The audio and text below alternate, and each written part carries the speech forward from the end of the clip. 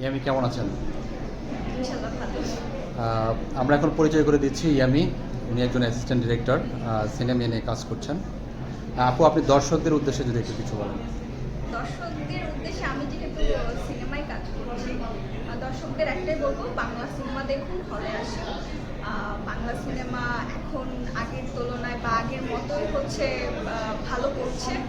আর সেটা যদি আপনারা বাইরের দেশের সাথে মিলাতে যান, সেটা তো আসলে অনেক অনেক দর্শকই আছে যে আমাদের বাংলাদেশের সিনেমার মধ্যে হচ্ছে দেশের বাইরের ভাই খুঁজে।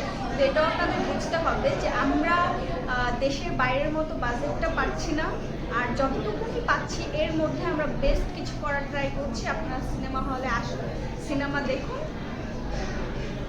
ইয়ামি, আমি যদি আপনাকে বলি, ডিরেক্টর হিসেবে আপনি আসলে নিজেকে কোথায় দেখতে চান? ডিরেক্টর হিসেবে নিজেকে কোথায় দেখতে চাই সেটা বড় কথা না। আমার ইচ্ছে হচ্ছে এমন কিছু একটা তৈরি করব যেটা আমি মারা যাওয়ার পরও মানুষ জানবে বা মানুষ আমার কথা মনে রাখবে আমার কাজের মাধ্যমে। এরকম কোনো কাজ করতে চাই বা হচ্ছে এরকম কিছু সৃষ্টি করতে চাই। আপনি কি বাংলাদেশি কোনো ডিরেক্টরকে ফলো করেন? বাংলাদেশের ডিরেক্টর বলতে আমি যাকে ফলো করি সে হচ্ছে আমার উস্তাদ মাসুদ পথিক।